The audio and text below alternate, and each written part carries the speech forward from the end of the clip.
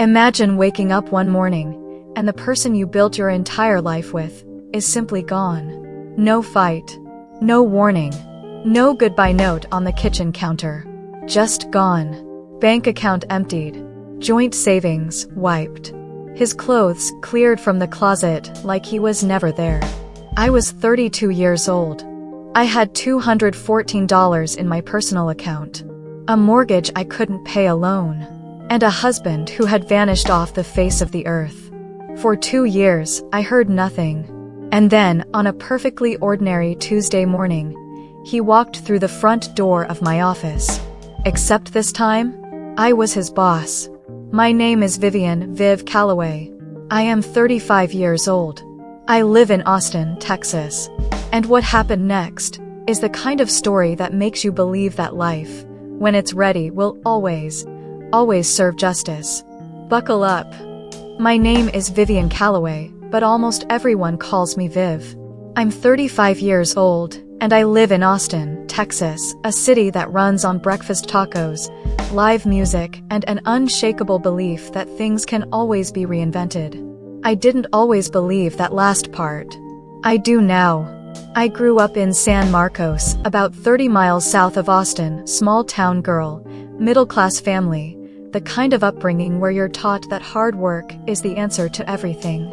My dad worked in construction. My mom was a school librarian. They were good people who believed in showing up, paying your bills, and keeping your word. I took those values seriously. I went to UT Austin on a partial scholarship, studied business administration, graduated at 22, and got a job at a mid-sized marketing firm. I met Marcus at a friend's backyard barbecue in the summer. The kind of Austin July evening where the heat doesn't break until midnight and everyone's standing around a cooler of Lone Star like it's a campfire. He was 34, tall, broad-shouldered, with an easy smile, and the kind of confidence that reads as warmth rather than arrogance. He said he was in corporate logistics. Had his own small consulting firm, he told me. Traveled a lot for work. Was in the process of settling down in Austin for good. He was charming. God, he was charming. We dated for 8 months. He was attentive, thoughtful, showed up with flowers for no reason, remembered the small things I mentioned in passing. He met my parents at Thanksgiving, and had my dad laughing within 20 minutes, which, if you knew my dad, was not a small thing. We got engaged in March. Married by October. Small ceremony, 30 people, outdoor venue in the hill country. The first year was good. Really good. We bought a house together in the Mueller neighborhood, a 3-bedroom craftsman with a big porch and a backyard that I immediately filled with raised garden beds. We had a routine. We had friends. We had Sunday mornings at 1 in a million and date nights at Uchi. Marcus traveled frequently for work, which I accepted. He'd be gone for a week, sometimes 2, then back home and fully present. It was our rhythm. But somewhere in the second year, things began to feel slightly off. Hard to name at first. The kind of thing that doesn't announce itself loudly but accumulates quietly, like water damage behind a wall. He became evasive about work. When I'd ask about specific projects or clients, he'd give vague answers and change the subject. His phone was always face down. He started putting a passcode on his laptop, which he'd never done before. I noticed. I didn't say anything immediately, because I was afraid of what saying something would mean. That's the trap of loving someone. Sometimes the fear of the answer keeps you from asking the question. I also noticed, around this time, that our finances started feeling tight. We had always managed comfortably. My salary at Caldwell and Bright had grown, and Marcus's consulting income had seemed healthy enough. But little things were adding up. A credit card bill that seemed higher than it should be. An overdraft notice on our joint checking account that Marcus waved off as a timing issue. I started paying closer attention. I should have started sooner. It was a Wednesday in November. I remember, because I had an early client presentation, and I got up at 5:45 a.m. to get ready. Marcus had come home late the night before, after I was already asleep. Or so I thought. I walked into the kitchen to make coffee and felt, immediately, that something was wrong. A specific kind of quiet that isn't peaceful. It's absence. His keys weren't on the hook by the door. I went to the bedroom. His side of the closet open. Half empty. Not ransacked, not rushed. Carefully cleared. The suits, the shoes, the overnight bag he kept on the top shelf. Gone. I stood in that closet for a long time. Then I checked my phone. No messages. Then I checked our joint bank account. $0. Savings account. $0. I had a personal checking account that Marcus didn't have access to. $214.37. I sat down on the closet floor, and I stayed there for a while. Then I called in sick to work for the first time in 4 years, and I called my mom. What followed was one of the most brutal periods of my life. The investigation, if you can call what I did that, revealed that Marcus Webb was not entirely who he said he was. His consulting firm existed on paper, but had been essentially dormant for over a year. The client travel had likely been something else entirely. The joint savings account, $34,000 that I had contributed to diligently over 3 years of our marriage, was gone. Transferred out in increments over the previous 4 months, small enough amounts that the bank's fraud alerts hadn't triggered. I filed a police report. I spoke to a detective. I hired a family law attorney, a sharp, no-nonsense woman named Patricia Oduya, who told me plainly that financial abandonment cases were complicated, that locating a person who didn't want to be found took time, and that I needed to protect myself immediately. I filed for divorce on the grounds of abandonment. I also had a mortgage I couldn't pay alone. My parents drove up from San Marcos and stayed. Over the next 2 years, I rebuilt. I threw myself into work with a focus that probably wasn't entirely healthy, but was absolutely necessary. I was promoted at Caldwell and Bright, first to senior account manager, then, 18 months later, to director of client strategy. I was managing a team of 11 people. I was leading our biggest accounts. I was, professionally, operating at a level I hadn't imagined when I was 28 and planning garden beds in Mueller. I sold the house, took what equity I could, moved into a clean, bright apartment near Lady Bird Lake, ran the trails every morning, got a dog, a ridiculous rescue mutt named Biscuit who had 3 modes: asleep, excited, and hungry. The divorce was finalized 14 months after Marcus disappeared. He was located, eventually, in Phoenix, Arizona, where he had, apparently, started an entirely new life. He did not contest the divorce. My attorney described this as a small mercy, and I chose to accept it as such. I did not recover the money. 22 months after Marcus disappeared, I was called into a meeting with the senior partners at Caldwell and Bright. They were expanding, opening a second division, Caldwell and Bright Strategic Solutions, focused on corporate rebranding and enterprise-level client acquisition. They wanted someone to head it, to build the team from the ground up, set the culture, own the results. They wanted me. I sat across from 3 senior partners in a glass-walled conference room on the 4th floor, and I listened to them lay out the role, the title, the salary, which was nearly double what I was making, and the scope of responsibility. I asked for 24 hours to think about it.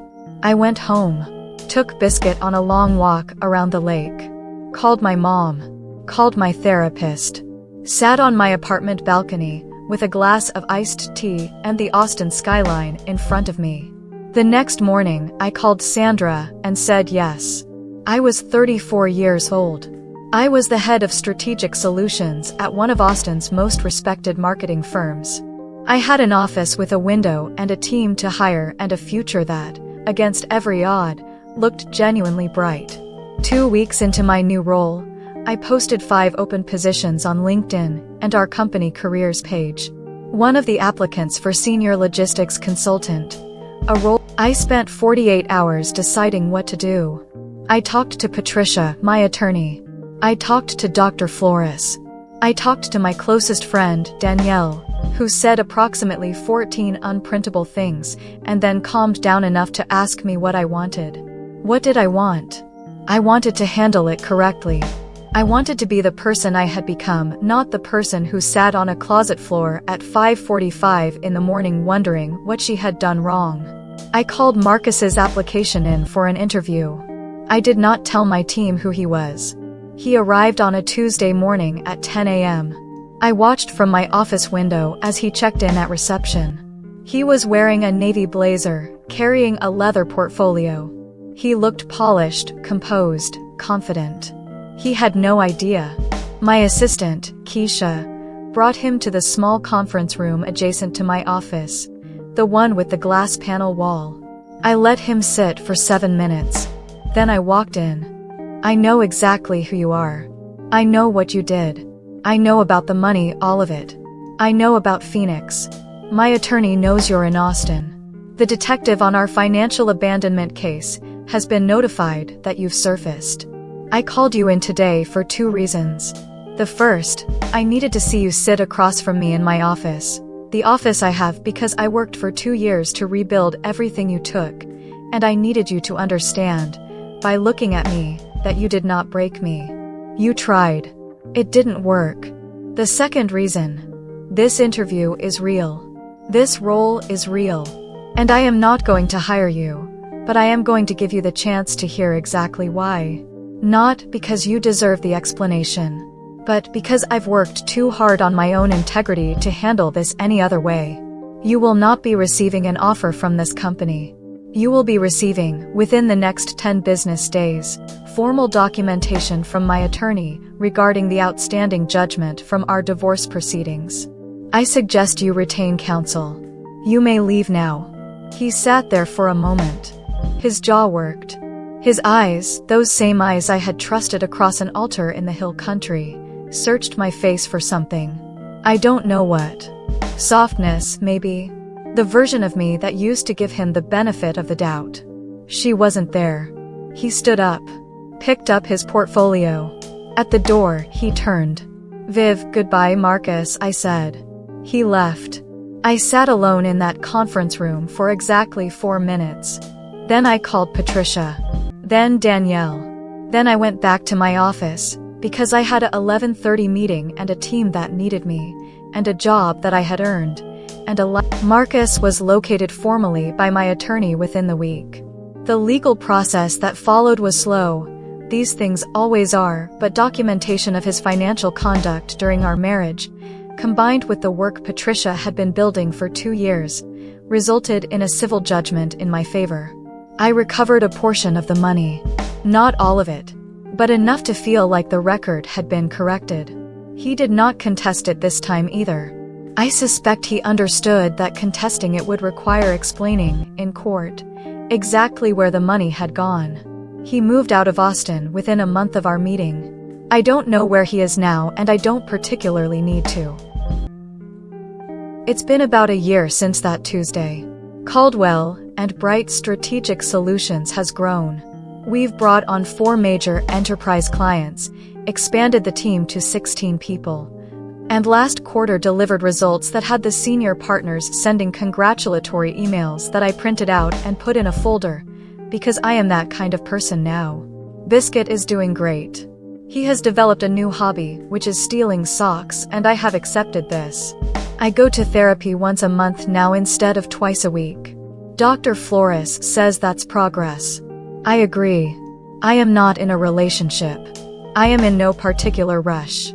I trust my instincts more than I ever have, and my instincts these days are telling me to enjoy this chapter, this version of my life, this Tuesday morning routine of good coffee, and a lake view, and work that matters, and a team I'm proud of. I think about 28-year-old Viv sometimes.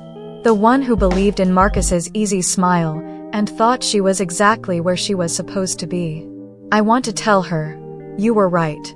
You were exactly where you were supposed to be. Not because Marcus was the right person. He wasn't.